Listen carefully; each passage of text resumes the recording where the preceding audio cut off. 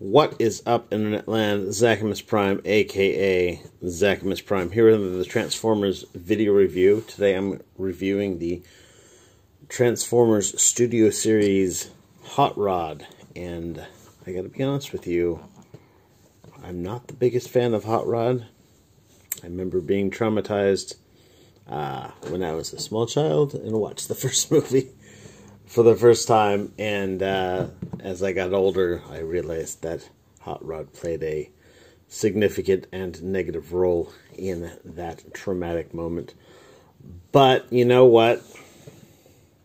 This figure is pretty damn amazing, and I legit feel that if all of the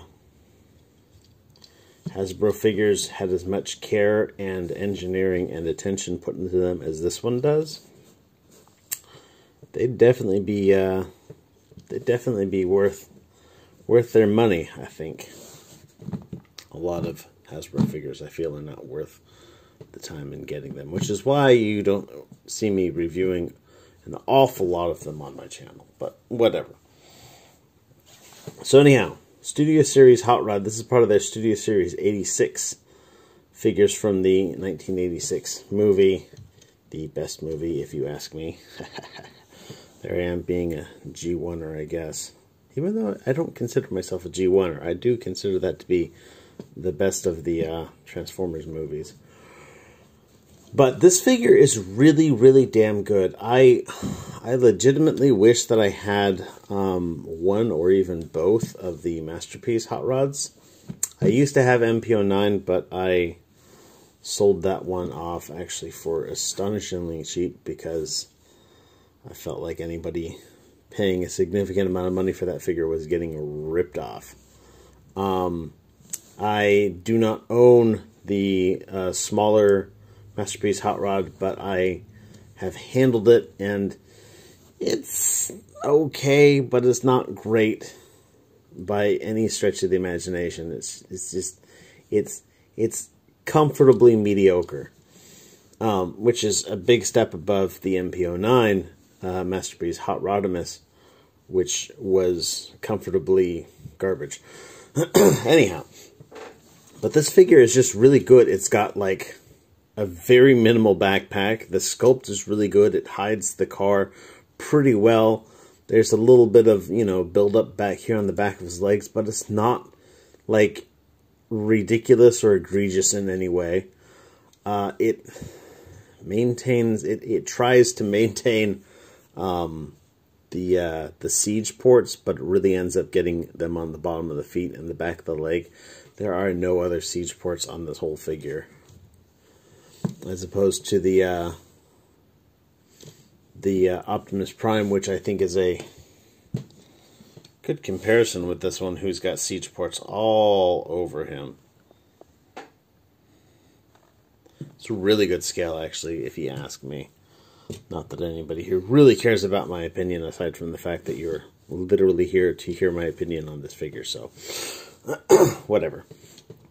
Anyhow, but yeah, this figure's fantastic. Let's get into his accessories. He comes with a Matrix of Leadership. This does not fit inside him. There's no place in there for it to go.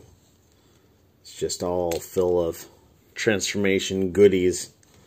He comes with one nonetheless. He comes with a really cool light effect that you can put on the Matrix of Leadership. Actually, really quick, before I go into this, I want to talk about this Matrix a little bit. It's really interesting, but this Matrix is actually a completely new sculpt. Well, no, it's almost the same sculpt as the original Matrix that came with the Earthrise Optimus Prime. But there are a few notable differences. The easiest one to spot is, let me zoom in and focus. There's these little nubbins on the side of the of that central sphere, and there are no nubbins on the Hot Rod version. So this has been recut. Like, they made a completely new mold that's almost exactly the same, Another notable difference, which has been pointed out by other reviewers, is that the old one will take a 5mm peg quite well, whereas the new one will not. So, strange how that works out, but that is how that works out. But anyhow, this is made out of that translucent, rubbery clear plastic that a lot of their, effect parts seem to be made of. So you get these like really cool, it's just really cool design on this. Some like little sparky looking things in the middle and these like rays coming out. There are two big old tabs in the middle, and you'll notice that these tabs, by the way, have got like a notch on them, specifically so that they can take the one with the nubs on it, but there are no nubs on this. But anyhow, that will plug in. You can put it either way. It'll just slide on like that. And then the challenge then is getting him to hold it, because he doesn't really want to hold it. You can kind of like have him lift his arms up. Because of the way his arms are designed, they don't actually have like outward motion unless they are in certain positions. And so you gotta kind of like put his arms up like this, and then kind of like hook this over his thumbs, and then carefully close his hands over it. Then have him looking up and be like, "Arise, Rodimus Prime." And then I can pull out my my classics Rodimus with the Fans Toys Protector Armor. That's totally how I would do that if I was making a comic, which I'm not.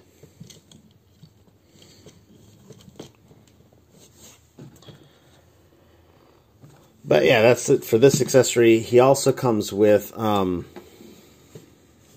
a little blade cutter thing. He used this for cutting some like conduits, little prehensile cables that tried to tentacle rape him and Cup. And to use that, you got to take this hand here. It doesn't work on the other one. The other one's got another surprise, which I'll show you in just a bit. You open this up, rotate his hand around, close it back up. That exposes this little 5mm peg. Plug that in there, and then he's got his little bladey rotatey thing, which can also rotate a little bit, not a whole lot, because it fights with the little pipes on his wrist, but you can rotate it just a smidge if you need to, which you won't. Let's get that back out. The other hand, by the way, this is not an accessory. This is just integrated into the figure. The other hand has got the little welder doohickey for when he decides he needs to fix Cup. Fix his attitude more like, oh.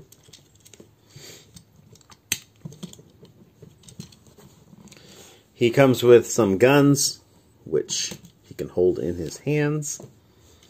They do not combine into one bigger gun like some of the other Hot Rod toys have done in the past.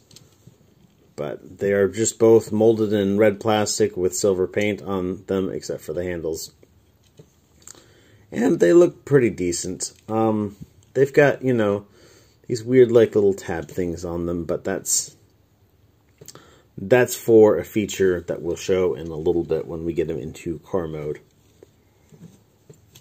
You can store these on his back. This is the feature actually that I was going to get into in car mode, but we'll just get to it here. These little slots on his back. You can like wedge him into that.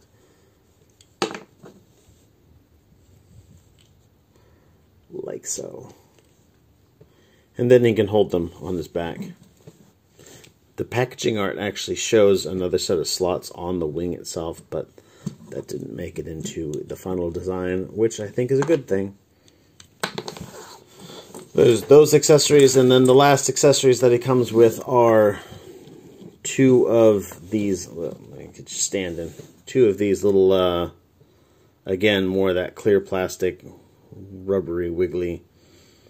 They do have 2 of the little 3mm peg holes on them, and they are staggered in such a way that you can just like slide them onto those pipes, so he can be like he's shooting things.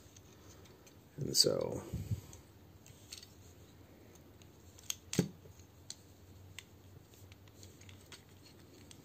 come on, cooperate with me.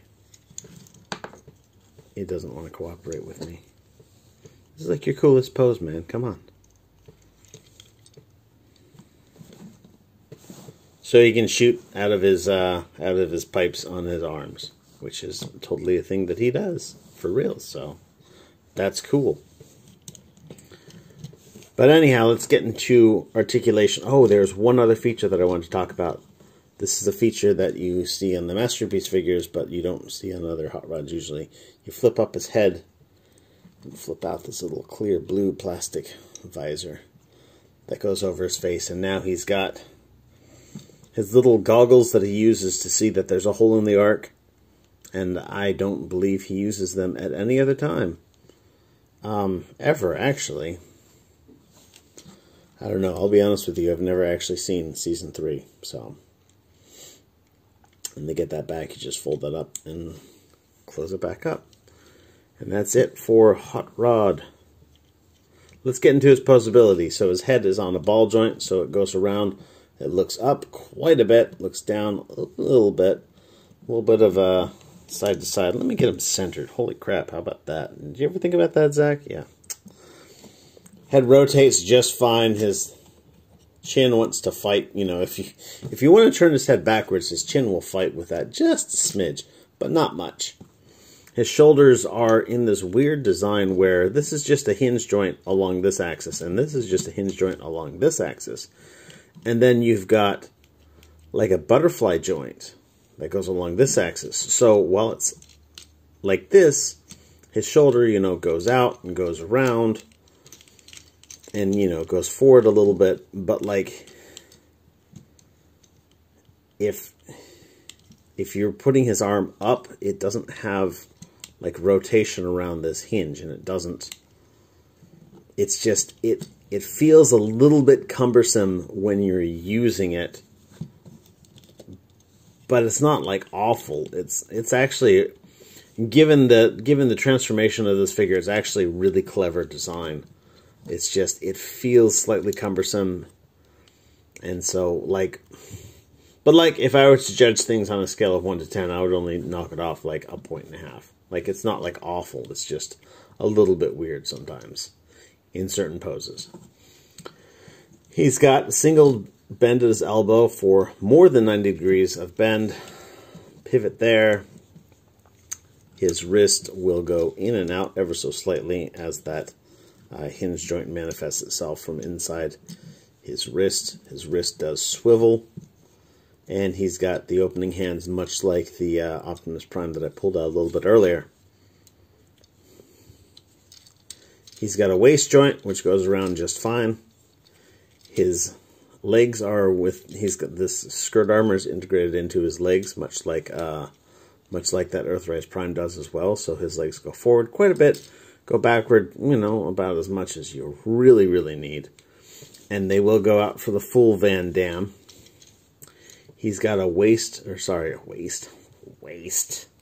He's got a thigh swivel here. It's a little bit hampered. It goes in quite a bit, but it doesn't go out as much because it's hampered by the size and the shape of this orange piece fighting with that. By the way, really quick, I want to point out that they could have made his legs hollow, but they didn't, and I think that that's great. Of course, that is hollow. You know, you cannot make plastic solid if you want it to, you know, have a reliable shape.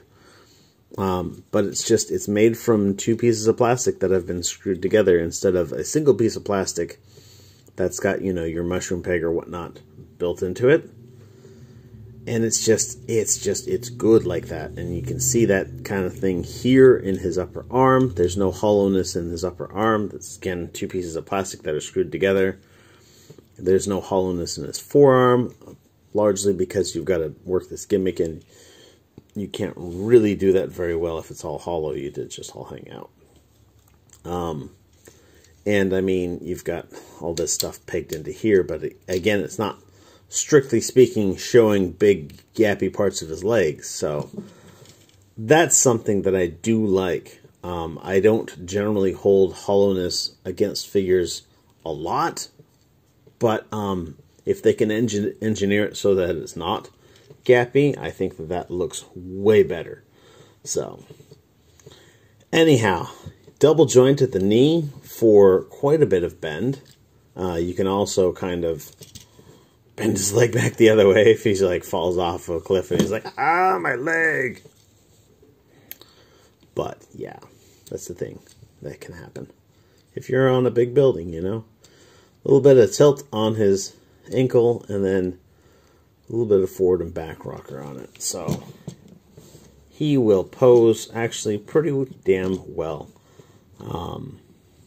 And look good doing it. Like, his proportions are really well done. And just the way he looks, the, you know, cut of the figure and whatnot, it looks really good. But let's get him transformed up. So, the first thing that I think one should do when trying to transform this, when transforming this figure, is first of all, you got to get his waist turned around. And then I like to do the legs first, because if you save the legs for last, I think a lot of people like to go transform from the top down.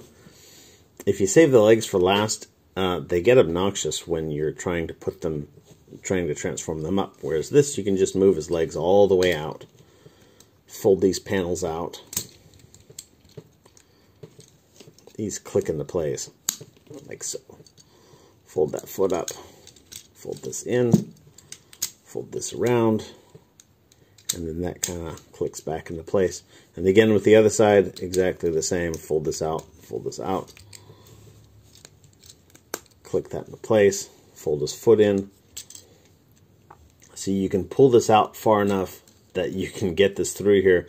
If you have him mostly in car mode when you're doing this, his hand gets in the way of the hip and makes it really difficult to transform. Unfortunately, I don't know if that was in the instructions or not, because I didn't read them. So we're going to put this over here. We're not going to clip anything into place just yet. We're just going to get everything positioned. You want to grab his head and his back and kind of split this apart. This piece here is going to move up and then rotate around. You want to open up this hood part here. The hands will come back around like so. The head, you're going to rotate up and then close this. As you bring this all into position, these tabs will plug back into these slots in this collar. His hands will kind of come down like this, and then you pull up this panel here, rotate this around, and put this panel over his hand. And again with the other side, bring it up, rotate that around. And now there is a little bit of a slot in the middle of this, in the middle pipe section. You're going to kind of bring this around and wedge it into place there. And it'll hold that actually really securely.